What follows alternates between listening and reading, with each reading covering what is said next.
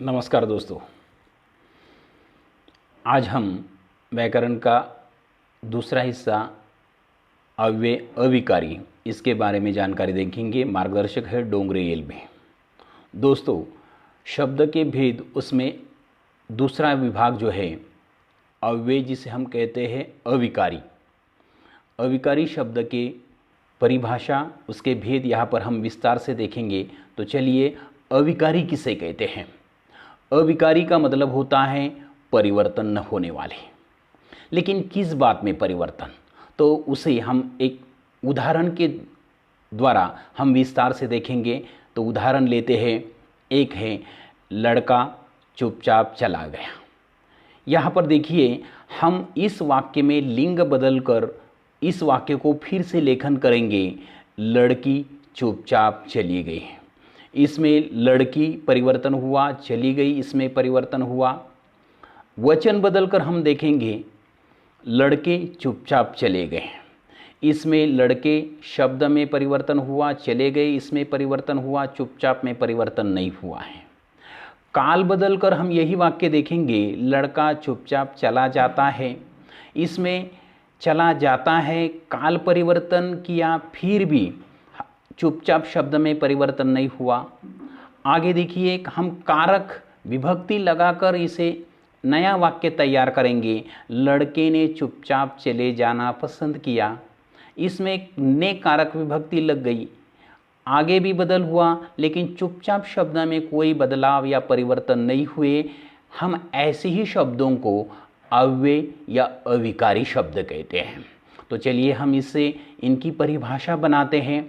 जिन शब्दों में लिंग, वचन, काल, कारक के अनुसार कोई परिवर्तन या बदलाव नहीं होता, उन्हें अव्यय शब्द कहते हैं। तो अव्यय के आज हम उसके भेद यहाँ पर देखेंगे। तो चलिए, अव्यय के 4 प्रमुख भेद होते हैं जो आपके सामने स्क्रीन पर दिखाई देते हैं। पहला है क्रिया विशेषण अव्यय, दूसरा है समुच्चय बोधक अव्यय, तीसरा है संबंध बोधक अव्यय और नंबर 4 पर है विस्मय बोधक अव्यय। लेकिन जो पहला प्रकार है क्रिया विशेषण अव्यय, उसके भी 4 भेद होते हैं जो यहाँ पर दिखाई दे रहे हैं।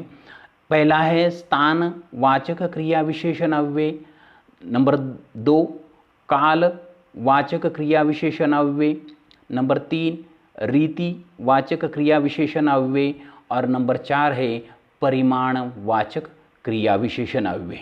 तो हम एक एक की उदाहरण द्वारा उसकी परिभाषा यहाँ पर विस्तार से देखेंगे। तो चलिए, सबसे पहले हम क्रिया विशेषण अव्यय के बारे में यहाँ पर जानकारी देखेंगे। उसके उदाहरण यहाँ पर देखिए, मैं ऊपर चढ़ने लगा। यहाँ पर क्रिया के बारे में विशेष जानकारी दी है ऊपर शब्द ने, ऊपर। हम रात भर नहीं सो पाए, क्रिया के बारे में विस्तार से जानकारी दी है रात भर इस शब्द ने। पानी तेजी से बह रहा था, कैसा? तेजी से। यहाँ पर ये शब्द क्रिया विशेषण के रूप में प्रयोग करता है। तुम चुप करो, कितना बोलते हो? यहाँ पर बोलने के बारे में बताया गया है कितना। मतलब यहाँ पर अगर देखें तो ऊपर, रात भर, तेजी से, कितना, ये सारे क्रिया के बारे में विशेष जानकारी देते हैं। और हम इसी के आधार पर हम इसकी परिभाषा इस प्रकार बनाते हैं। जो अव्यय शब्द क्रियाओं की विशेषता बताते हैं, उन्हें क्रिया विशेषण अव्यय कहते हैं। जैसे ऊपर, रात भर, तेजी से, कितना, ये सारे शब्द इसके उदाहरण हैं। तो चलिए, हम इसके भी जो 4 भेद हैं उसके विस्तार से जानकारी देखेंगे। उसमें पहला है स्थान वाचक क्रिया विशेषण अव्यय। ये सारे शब्द स्थान का उल्लेख करते हैं। जैसे यहाँ पर परिभाषा के आधार पर आपको मालूम होगा, जिन क्रिया विशेषणों से क्रिया के होने के स्थान का बोध हो, उन्हें स्थान वाचक क्रिया विशेषण कहते हैं। जैसे कुछ शब्द यहाँ पर देखिए, इधर उधर, दाएं बाएं, निकट, पास, आगे, पीछे, ऊपर, नीचे आदि। ये सारे शब्द स्थान दर्शाते हैं और इसीलिए हम स्थानवाचक क्रिया विशेषण अव्यय कहते हैं। कुछ उदाहरण यहाँ पर देखेंगे। यहाँ दो बच्चे चिल्ला रहे हैं, यहाँ ये स्थान दर्शाता है। वहाँ कोई नहीं था, वहाँ वह भी स्थान दर्शाता है। कमरे के बीचों बीच बड़ा सा केक सजा था, बीचों बीच मतलब ये स्थान दर्शाता है। मैं गुन्नाता ढीठ सा अंदर आ जाता हूँ, मतलब यहाँ पर अंदर। ये सारे शब्द स्थान दर्शाते हैं, क्रिया के बारे में स्थान दर्शाते हैं, इसीलिए इन्हें स्थानवाचक क्रिया विशेषण अव्यय कहते हैं। अगला प्रकार इसमें कालवाचक क्रिया विशेषण अव्यय, जैसे उसकी परिभाषा देखें। जिन क्रिया विशेषणों से क्रिया के होने के काल का बोध हो उन्हें कालवाचक क्रिया विशेषण अव्यय कहते हैं। जैसे सुबह, शाम, दोपहर, प्रतिदिन, आजकल, परसों आदि, ये सारे शब्द काल दर्शाते हैं। जैसे कुछ उदाहरण यहाँ पर देखें। कल परीक्षा का परिणाम निकलेगा। कल मतलब यहाँ पर काल का बोध होता है। आजकल लोग संगणक का प्रयोग करने लगे। आजकल ये काल दर्शाता है। अगले दिन अधिकारी महोदय आ गए। अगले दिन, अगले, ये भी काल दर्शाता है। रोहन प्रतिदिन पाठशाला जाता है। प्रतिदिन मतलब ये सारे शब्द कल, आजकल, अगले, प्रतिदिन, ये कालवाचक क्रिया विशेषण के रूप में प्रयोग करते हैं, इसीलिए इन्हें कालवाचक क्रिया विशेषण अव्यय कहते हैं। अगला है रीतिवाचक क्रिया विशेषण अव्यय। जिन क्रिया विशेषणों से क्रिया के होने की रीति का बोध हो उन्हें रीतिवाचक क्रिया विशेषण अव्यय कहते हैं। जैसे धीरे धीरे, तेज, अचानक, चुपचाप, शायद, एकाएक, जल्दी, चुपके चुपके आदि, ये सारे शब्द रीतिवाचक क्रिया विशेषण के रूप में प्रयोग हो सकते हैं। जैसे कुछ उदाहरण हम यहाँ पर देखेंगे। गाड़ी धीरे धीरे चलती है। धीरे धीरे ये क्रिया के बारे में विशेष जानकारी देता है, लेकिन रीतिवाचक।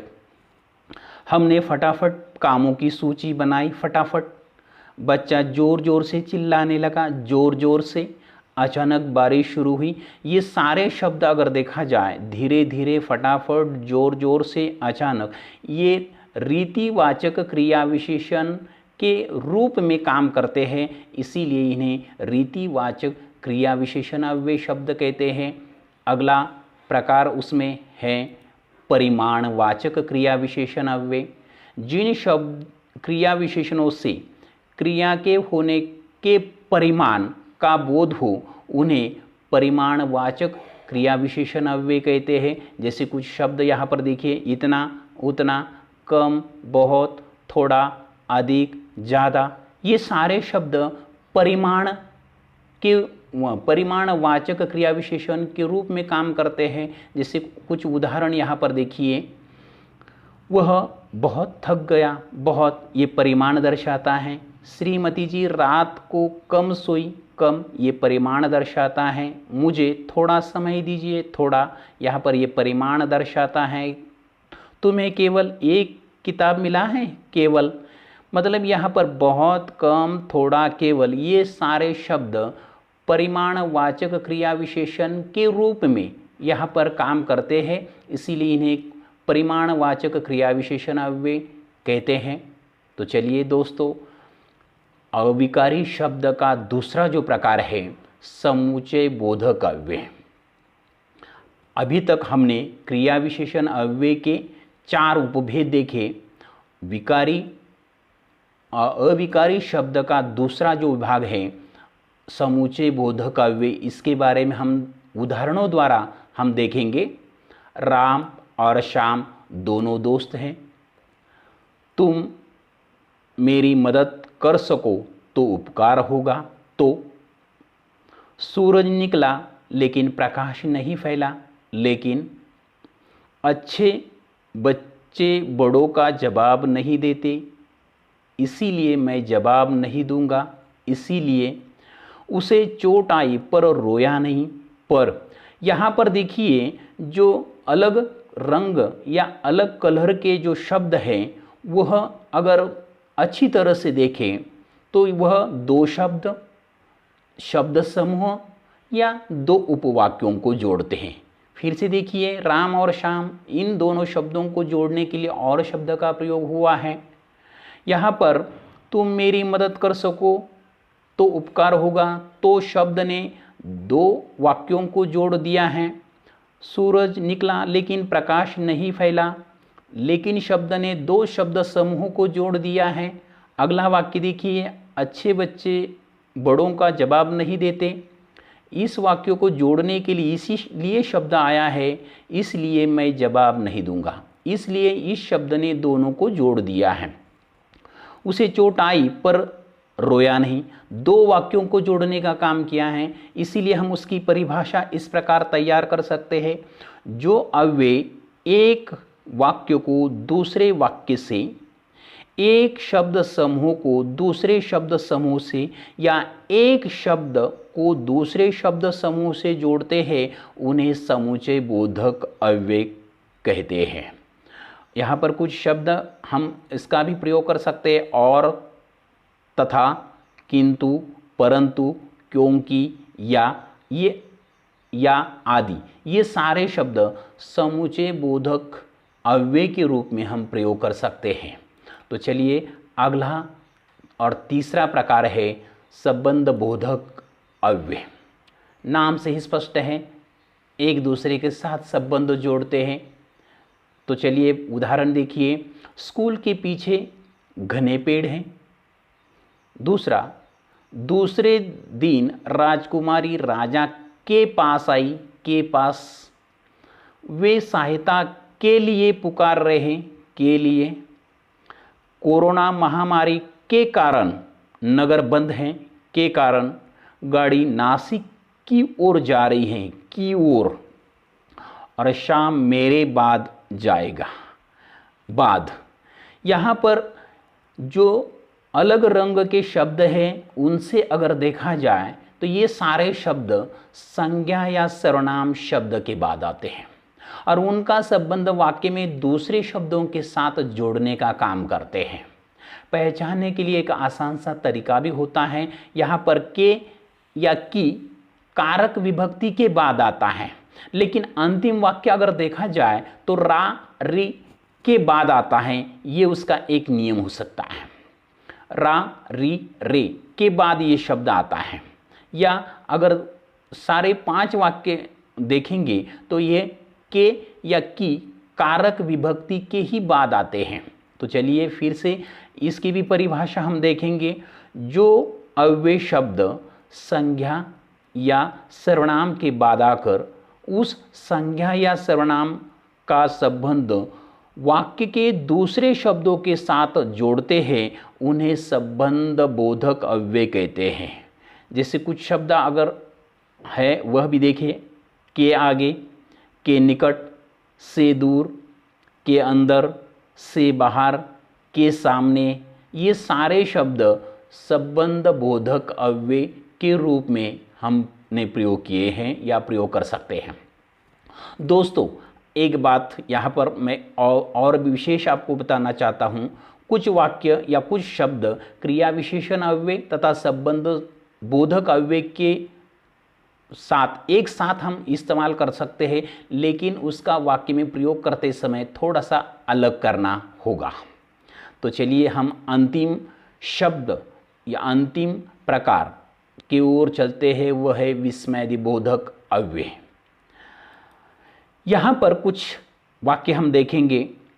काश आज हम चंद्रलोक पे होते, काश। ओह कितना बुखार है मेरे नन्हे को, ओह वाह कितना सुंदर है ये नज़ारा, वाह। अरे आप यहाँ कैसे, अरे छी कितनी गंदी है ये जगह, छी। हाय मैं लुट गया, हाय। ये सारे शब्दों को और अगर देखा जाए तो ये सारे शब्द मन में हर्ष, उल्लास, घृणा, आनंद, तिरस्कार आदि भाव तैयार करते हैं। तो इसीलिए हम इसकी परिभाषा हम इस प्रकार कर सकते हैं। जो अव्यय शब्द मन में हर्ष, शोक, घृणा, भय, विस्मय, क्रोध आदि मनोभाव प्रकट करते हैं उन्हें विस्मयदिबोधक अव्यय शब्द कहते हैं। उसके कुछ उदाहरण भी यहाँ पर देखिए। कुछ शब्द है जिसका हम वाक्य में प्रयोग कर सकते हैं, जैसे हर्षबोधक शाबाश, आहा, शोक बोधक हाय, हे राम, हे भगवान, घृणाबोधक छी, थू, भय बोधक बाप रे, ओ, विस्मय बोधक सच, अरे, क्रोध बोधक चुप, हटो, संबोधन बोधक ओ, अजी। ये सारे शब्द विस्मय बोधक अव्यय के रूप में हम प्रयोग कर सकते हैं।